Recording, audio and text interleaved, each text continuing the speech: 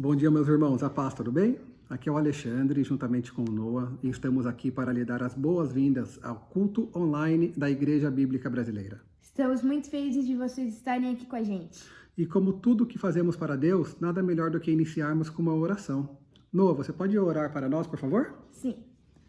Deus, muito obrigado por esse dia, muito obrigado pela presença de todas as pessoas que estão aqui com a gente, Deus. Abençoe essas famílias, essas pessoas que estão assistindo e proteja a gente do coronavírus. Em nome de Jesus, amém. Amém, amém. E para darmos seguimento ao culto, vamos agora louvar a Deus com esses louvores que foram preparados especialmente para você. Então aproveitem e fiquem com Deus, gente. Tchau, tchau.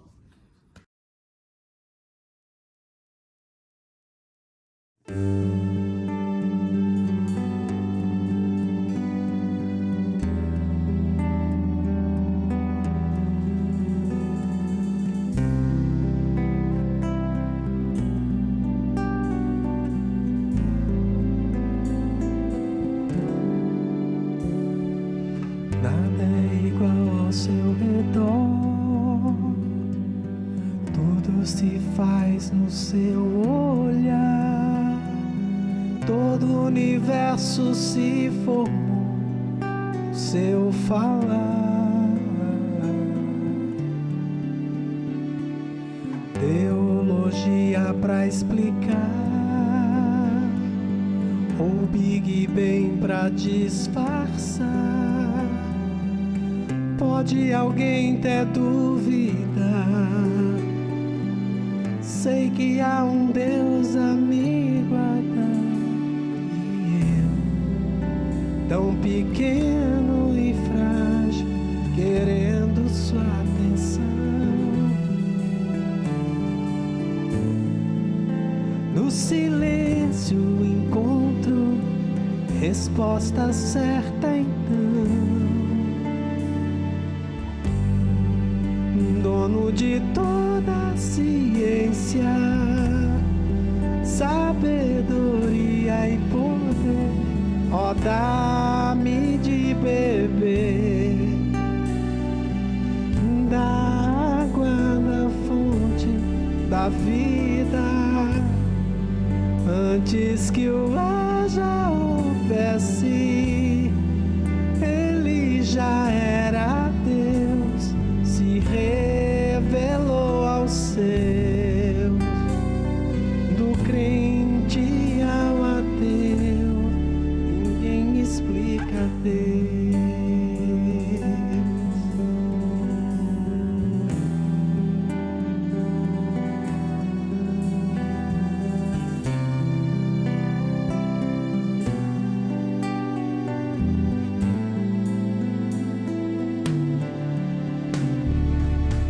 Nada é igual ao seu redor, tudo se faz no seu olhar, todo o universo se formou no seu falar. Teologia pra explicar, ou Big Bang pra disfarçar. Pode alguém ter dúvida? Sei que há um Deus a me guardar. E eu, tão pequeno e frágil, querendo sua atenção. No silêncio encontro resposta certa então. Dono de toda a ciência, sabedoria e poder, ó, dá-me de beber da água da fonte da vida, antes que o ar já houvesse, ele já era Deus, se revelou aos seus, do gentil ao judeu, ninguém explica Deus, ninguém explica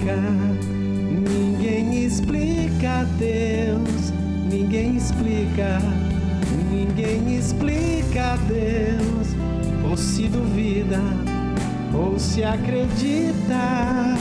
Ninguém explica Deus, dono de toda a ciência, sabedoria e poder. Ó, dá-me de beber da água da fonte da vida, antes que o mar já houvesse, ele já era Deus, se revelou aos seus,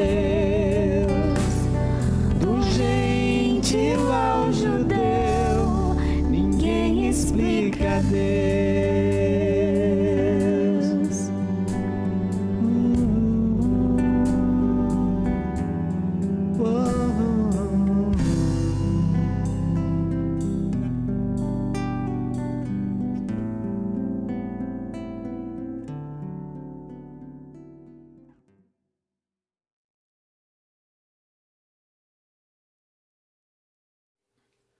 Bom dia! No primeiro momento eu queria agradecer e cumprimentar todos aqueles que visitam a Igreja Bíblica Brasileira, que estão conhecendo a Igreja Bíblica agora. Saiba que é um prazer estar aqui com você, compartilhar com você as nossas ideias, os nossos louvores, poder compartilhar com você a Palavra de Deus. Isso é um privilégio e nós agradecemos muito a Deus pela tua vida. Que você tenha uma semana frutífera, renovada, cheia do refrigério do Senhor. Saiba que nós estamos aqui com alguns pressupostos, algumas coisas que são básicas na nossa vida, com relação a você. Primeiro, que nós te amamos. Nós te amamos tal qual Cristo nos ama. Segundo, que nós estamos aqui para te servir. Estamos aqui para te servir.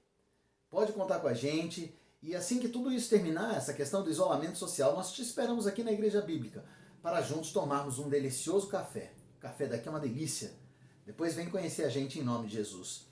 Depois vê se faz o teu cadastro aqui ou no site da igreja, no YouTube da igreja, no Instagram da igreja, enfim, faça teu cadastro para que possamos trocar mais ideias e compartilhar com você todas as coisas que nós estamos projetando em nome de Jesus, coisas boas.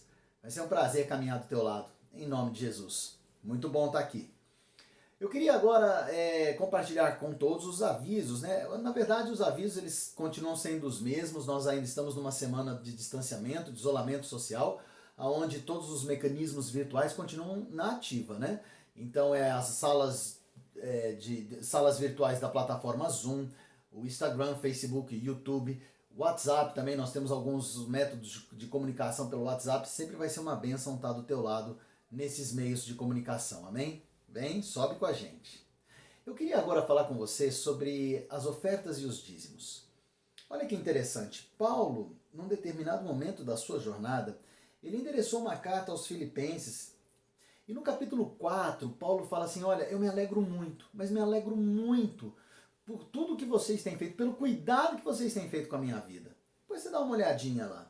E o que significa, qual era este cuidado que os filipenses tinham para com Paulo? Eles mandavam ofertas financeiras, eles davam generosas doações financeiras para o evangelista Paulo, para o missionário Paulo, para o discípulo Paulo, para o apóstolo Paulo. Porque eles sabiam das necessidades de Paulo, mesmo os filipenses tendo dificuldades, eles eram generosos no entregar. A nossa função é sim ofertar e dizimar na casa do Pai. Porque assim quer e assim quis e assim definiu o Senhor na sua palavra.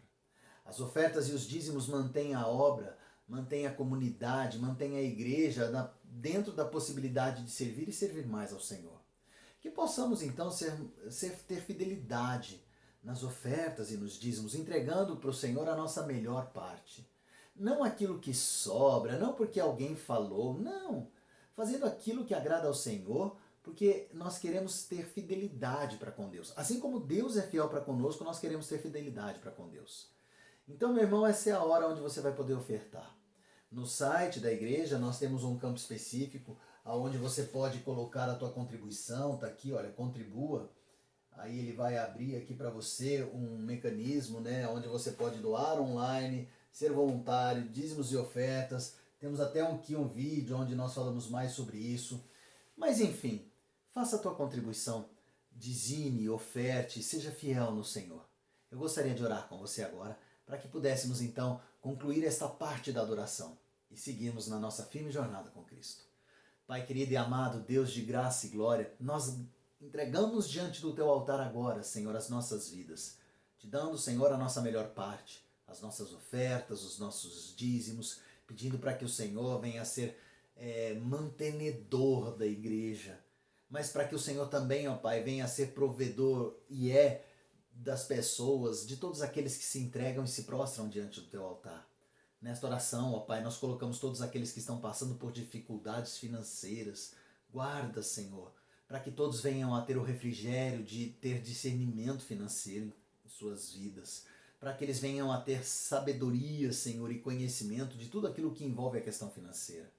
Que possamos, ó Pai, ter a manutenção das nossas vidas, tal qual o Senhor nos pede.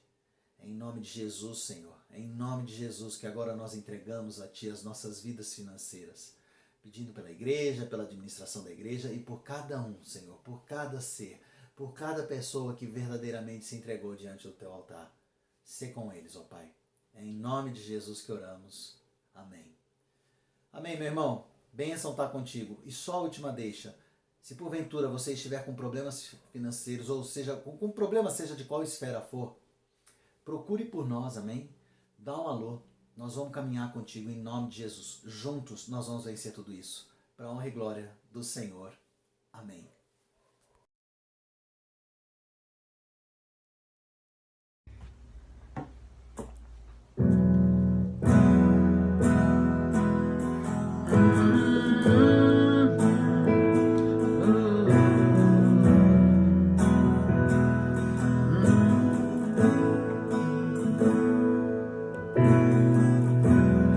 Eu não preciso ser reconhecido por ninguém. A minha glória é fazer com que conheçam a Ti e que diminua eu, pra que Tu cresça, Senhor, mais e mais. E como serafim se cobre o rosto ante a Ti, escondo o rosto pra que vejam Tua face em mim e que diminua eu, pra que Tu cresça, Senhor, mais e mais. No Santo dos Santos a fumaça me esconde, só Teus olhos me veem. Debaixo de Tuas asas é o meu abrigo, meu lugar secreto. Só Tua graça me basta e Tua presença é o meu prazer.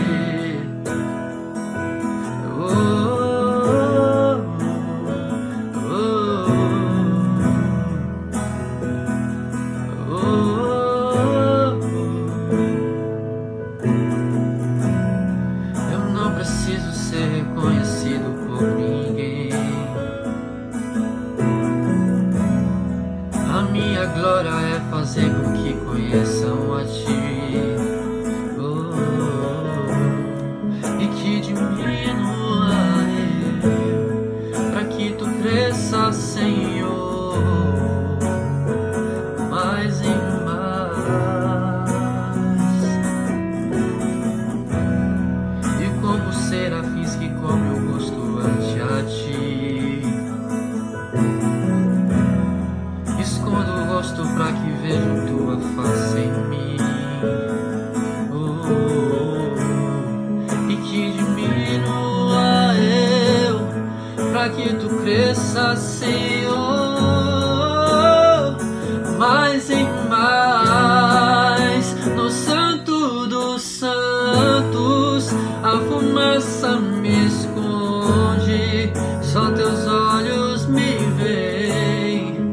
Debaixo de Tuas asas é o meu abrigo, graça me basta e tua presença é o meu prazer. No santo dos santos, a fumaça me esconde, só teus olhos me veem. Debaixo de tuas asas é o meu abrigo, meu lugar secreto. Só tua graça me basta e tua presença é o meu prazer. Tua graça me basta e tua presença é o meu prazer.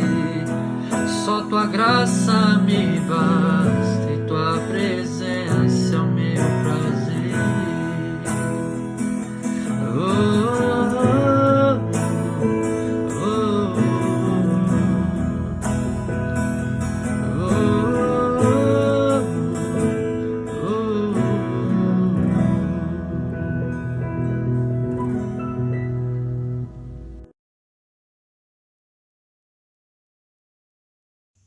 Olá, tudo bem com vocês? É bom estar aqui continuando essa série do mês que é Unidade. Na minha opinião, esse tema unidade é um dos temas mais importantes que existem por um único motivo. Deus leva a sério essa questão de unidade. A gente vai lendo a Bíblia, a gente vai vendo que em diversos momentos, Antigo Testamento, Novo Testamento, Deus vai estar falando sobre unidade. E o próprio Senhor Jesus, um pouquinho antes da sua morte e da sua ressurreição, ele vai orar para que os seus discípulos, de todos os tempos, de todas as gerações, de todos os lugares, eles fossem um, ou seja, tivessem unidade. Então, dos diversos textos do Antigo Testamento, do Novo Testamento, eu peguei alguns aqui para a gente ler e ver como a Bíblia fala diversas vezes nesse sentido, nesse princípio da unidade. Veja aqui comigo. Gênesis capítulo 2, versículo 18. Diz assim: Então o Senhor Deus declarou: Não é bom que o homem esteja só. Farei para ele alguém que o auxilie e lhe corresponda. 1 Coríntios capítulo 1, versículo 10. Irmãos, em nome de nosso Senhor Jesus Cristo, suplico a todos vocês que concordem uns com os outros no que falam, para que não haja divisões entre vocês. E sim, que todos estejam unidos num só pensamento e num só parecer. Salmo número 133, verso 1. Como é bom e agradável quando os irmãos convivem em união. Eclesiastes, capítulo 4, versículo 9 ao versículo 12. É melhor ter companhia do que estar sozinho, porque maior é a recompensa do trabalho de duas pessoas. Se um cair, o amigo pode ajudá-lo a levantar-se. Mas pobre do homem que cai e não tem quem o ajude a levantar-se. E se dois dormirem juntos, vão manter-se aquecidos. Como, porém, manter-se aquecido sozinho? Um homem sozinho pode ser vencido, mas dois conseguem defender-se. Um cordão de 3 dobras não se rompe com facilidade. E existem vários e vários outros textos, mas de todos esses textos e todas essas histórias, que chama mais a minha atenção é aquela história que está em Gênesis no capítulo 11, que vai falar sobre a Torre de Babel. A Torre de Babel. Como vocês sabem, existiu aquele momento onde a maldade das pessoas foi se multiplicando de uma tal maneira que Deus envia o dilúvio e somente a família de Noé ela sobrevive. Somente Noé e sua família sobrevivem a esse dilúvio. E depois as gerações vão se multiplicando, mas a maldade dessas gerações que iam surgindo também iam se multiplicando, e eles começam novamente a se tornar independentes de Deus, a querer seguir o seu próprio caminho, ao ponto de quererem construir uma torre tão alta que pudesse tocar o céu. Uma torre que ia ser para eles ali um troféu, que ia ser um local de segurança, um local que poderia protegê-los de qualquer coisa, inclusive de um novo dilúvio, se fosse o caso. E nessa história nós vemos então que naquele momento inicial todos os povos falavam uma única língua, conforme o texto de Gênesis. Veja comigo. Gênesis, capítulo 11, versículo 1. No mundo todo havia apenas uma língua, um só modo de falar. Agora olha que interessante. O versículo 6 desse capítulo 11, ele vai trazer o texto de uma forma muito interessante. Veja como é que fica. Gênesis capítulo 11, versículo 6. E disse o Senhor: eles são um só povo e falam uma só língua. E começaram a construir isso. Em breve, nada poderá impedir o que planejam fazer. Você consegue perceber a maneira como foi escrito esse texto? Chega a ser, de certa maneira, até engraçado, porque Deus está falando o seguinte: olha, eles estão tão unidos, ainda que para fazer o que é errado, que é melhor acabar com isso logo, porque eles estão ganhando força e daqui a pouco nada vai poder impedir o que eles estão conseguindo fazer. Tamanha era a unidade deles naquele propósito, naquela construção, que a única maneira que Deus viu de acabar com aquilo era provocando divisão entre eles. Como a gente viu no primeiro versículo, todos falavam a mesma língua. Mas a partir de agora Deus vai trazer uma confusão que eles não falam a mesma língua. E eles começam a não se entender e eles perdem a unidade, conforme a gente vai ver aqui no versículo 7. Gênesis 11, 7. Venham, desçamos e confundamos a língua que falam, para que não entendam mais uns aos outros. Em outras palavras, vamos então confundir para que eles não se entendam, para que eles não tenham unidade. Mas não é só na Bíblia não que a gente vê sobre unidade, a gente vê isso também no mundo secular, no mundo das empresas, no mundo do esporte, em todas as áreas que nós procurarmos, nós vamos ver que unidade é sempre algo colocado como algo indispensável para a felicidade, para o sucesso, para o avanço. Olha algumas frases interessantes. Sozinhos podemos até ir mais rápido, mas juntos vamos mais longe. Olha essa outra. O talento de uma pessoa vence uma partida, mas o trabalho de uma equipe vence o campeonato. E veja uma ilustração real que fala sobre cavalos belgas. Cavalos belgas são aqueles cavalos enormes, aqueles cavalos fortes, capazes de puxar uma grande carga. E existe uma ilustração que demonstra o poder da unidade, sendo que um cavalo desses ele é capaz de puxar ali quase 4 toneladas de carga. Ele é capaz de arrastar ali 4 toneladas de carga.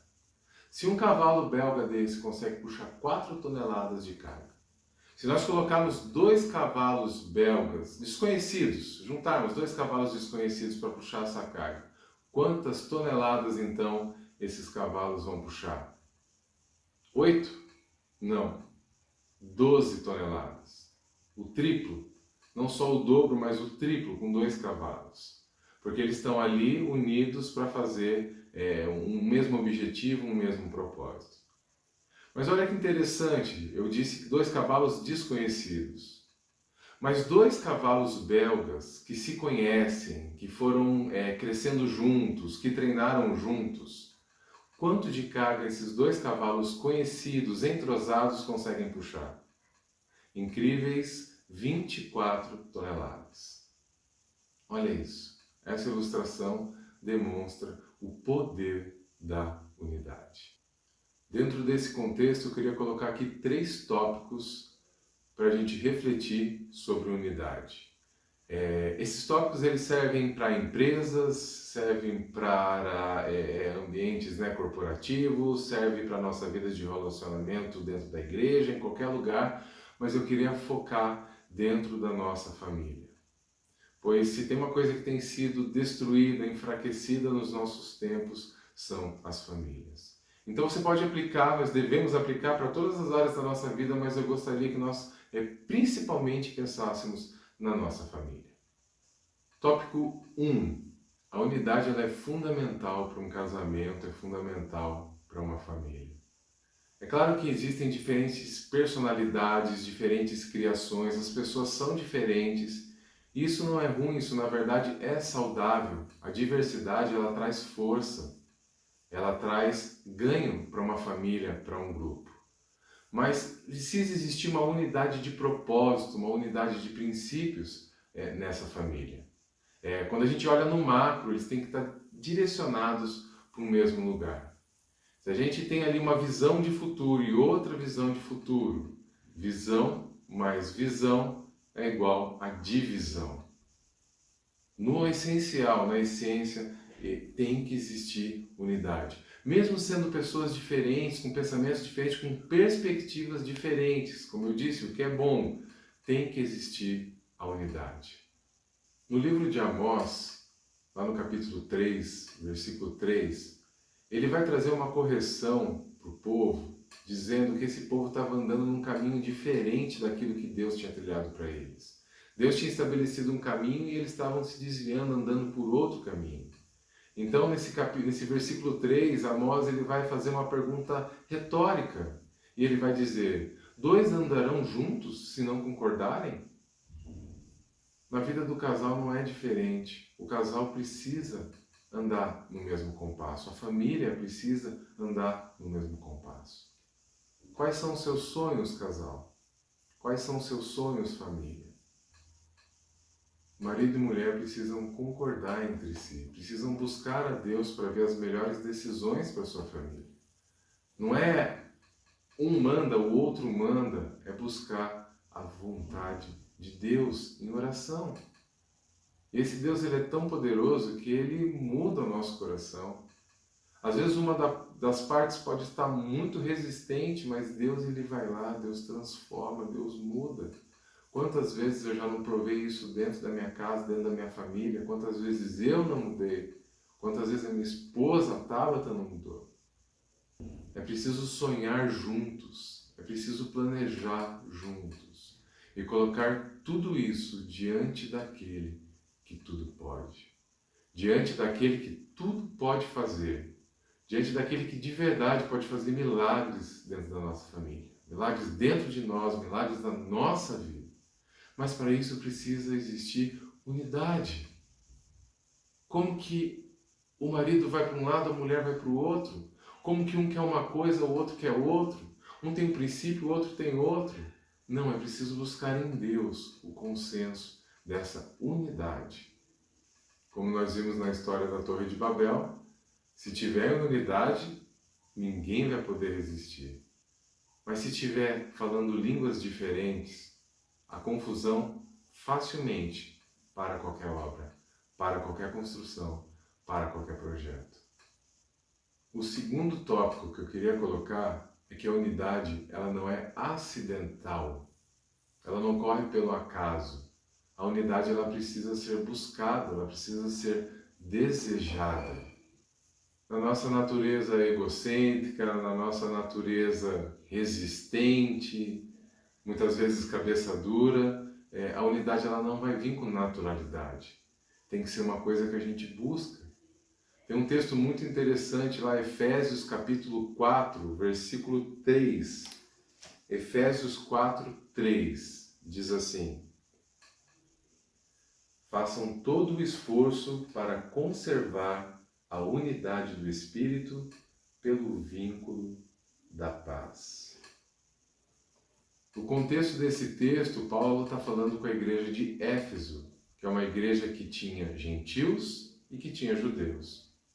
2 povos totalmente diferentes, diferentes em princípio, diferentes em cultura, e ele está dizendo isso desse vínculo, dessa unidade no Espírito, mesmo esses povos sendo tão diferentes, judeus e gregos, ele está dizendo, esforcem-se para manter essa unidade.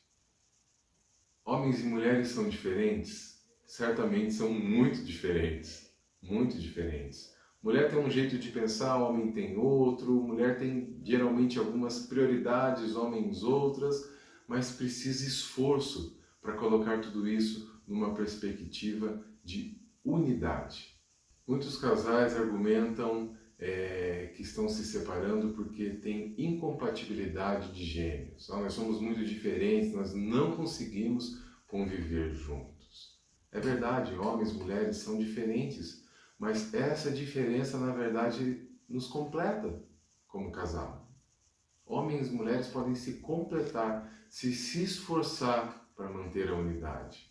E então, em vez de ser uma fraqueza, isso se torna uma força no relacionamento. E o terceiro e último tópico sobre alguns inimigos da unidade, na família, no casamento. O primeiro deles, eu diria que seria a má comunicação e a má resolução dos problemas. Alguns casais, em nome de manter, entre aspas, a paz, eles passam por cima de algumas coisas e não resolvem. Às vezes evitem o conflito, dizendo, olha, é melhor a gente não falar sobre isso, já gerou muito problema, vamos cobrir esse assunto. E deixa para lá, e não fala mais sobre aquilo. Se cobre um assunto e de fato está resolvido, é uma página virada, ok, isso não teria problema. Mas muitas vezes não foi resolvido, joga-se uma cobertura por cima, mas o problema está ali. Ele não foi resolvido. E na verdade, juntou mágoa, juntou frustração que vai se acumulando, decepção, e essas coisas ali não são resolvidas, e aquilo fica. E aquilo fica. Então a comunicação, resolver as coisas com transparência é fundamental.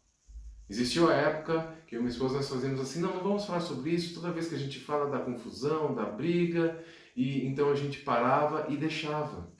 Mas depois de um tempo a gente percebia que o problema estava ali. Então a comunicação, resolver as coisas com oração, com sabedoria, com paciência, com mansidão é fundamental. Outra coisa que também impacta muito é aquela questão do egoísmo, aquela questão do egoísmo e do orgulho. Aquela questão de só pensar nos seus interesses ou então de não dar o braço a torcer, mesmo quando reconhece que teve uma postura que não foi legal, mesmo quando reconhece que estava errado. Isso é uma coisa também que tem que ser retirada dos nossos relacionamentos. Assumir os erros, saber pedir desculpas, saber voltar atrás, deixar o orgulho de lado. O orgulho não vai trazer nada de bom. Como a Bíblia bem cita, o orgulho, ele precede a ruína. Orgulho, arrogância, precede a ruína. E infelizmente a ruína de um casamento, a ruína de uma família. E por último, o inimigo da unidade é a falta de empatia. A falta de conseguir se colocar no lugar do outro. De tentar ver na perspectiva do outro, de calçar mesmo o sapato do outro e tentar entender o que ele está sentindo, o que ele está pensando, o que ele está desejando. A gente fala de empatia, né? Parece uma coisa meio superficial, a gente não entende bem o que é se colocar de verdade no lugar de outro. E tem uma história verdadeira, uma mulher chamada Patrícia Moore. Hoje a gente tem esse nome de designer industrial, né? Mas isso na década ali de 80, ela se preocupava já com isso. Ela se preocupava com o seguinte, o que as pessoas tinham de necessidade em termos do design dos produtos que eram oferecidos. E ela começou a pensar nos idosos. Ela falou assim, mas uma pessoa idosa, às vezes com uma saúde já debilitada, às vezes já com algumas dificuldades, isso aqui não poderia ser um produto diferente? Desde um equipamento eletrônico até uma porta de geladeira. E olha que interessante. Essa mulher fez uma pesquisa que durou alguns anos e ela literalmente mostrou empatia para entender qual era a necessidade desses clientes, desses idosos. Então essa mulher ela se vestiu como uma mulher idosa de 85 anos. Olha que interessante, sendo que ela tinha 20 e poucos anos na época. Ela se vestiu como uma mulher idosa de 85 anos. Ela usava óculos, mas uns óculos que provocavam uma mancha, um borro na vista. Não eram lentes límpidas para que ela entendesse um pouquinho como era não enxergar tão bem. Usou tampão nos seus ouvidos para que diminuísse um pouco a sua audição. Usou calçados desnivelados para que ela tivesse uma dificuldade de andar e por isso ela fosse obrigada a usar uma bengala. E essa mulher, ela visitou 116 cidades de 14 estados dos Estados Unidos. E nessas visitas, ela, nesses trajes, nessas condições, ela tentava entender qual era a necessidade dessa classe de pessoas. Olha que interessante. Isso é, de fato, se colocar no lugar do outro. Por fim, eu quero dizer então que eu tenho certeza que se a gente deixar essas coisas de lado, essa falta de comunicação, essa questão de não resolver problemas, tirar esse orgulho, tirar essa arrogância e eliminar a falta de empatia e na verdade, sermos empáticos dentro da nossa família, eu tenho certeza que nós vamos ter unidade. E onde tem unidade, ali o Senhor envia a sua bênção. Nesse momento eu gostaria então de orar com você. Se você puder, feche os seus olhos comigo. Senhor, nós queremos te agradecer por esse momento, Deus. Te agradecer por tudo que o Senhor tem feito em nossas vidas. Te agradecer por tudo que o Senhor nos ensina, Senhor, que toda instrução do Senhor é para nosso bem, Senhor. Deus, nós queremos pedir sobre os nossos casamentos, sobre as nossas famílias, sobre o nosso país, Senhor, unidade. Porque famílias, casamentos e até mesmo nações têm sido destruídas, Senhor, por causa da desunião. Senhor, que o Senhor venha colocar esse princípio dentro do nosso coração, Senhor. Que a gente possa entender a importância e entender que quando nós estamos em unidade, Senhor, grandes coisas acontecem. Senhor, para que nós possamos entender que não é algo automático que nós devemos buscar, mas que o Senhor está sempre, Senhor, à nossa disposição para nos ajudar nessa busca, Senhor. Senhor, nós queremos colocar, Senhor, a nossa igreja, Senhor, diante do Senhor, as nossas famílias, a nossa nação, Senhor, e pedir, Senhor, a Tua bênção de unidade, Senhor. Senhor, que possamos nos livrar de tudo aquilo que nos embaraça, de tudo aquilo que nos prende, Senhor, de todo o pecado, e que possamos viver uma vida unida, Senhor, e ver grandes resultados, Senhor, grandes construções, grandes edificações, Deus. Senhor, ajuda cada pessoa necessitada, Senhor. Nesse momento de pandemia, nesse momento, Senhor, de perdas para muitos, nesse momento, Senhor, até mesmo de desespero, Senhor, para muitos. Venha ajudar, Senhor, venha abençoar, que tudo isso venha passar e que possamos sair de tudo isso, Senhor, mais fortes, ainda mais abençoados e mais unidos. É o que nós pedimos ao Senhor, em nome de Jesus. Amém. Amém. Deus te abençoe. Um excelente dia para você, para sua família, com unidade.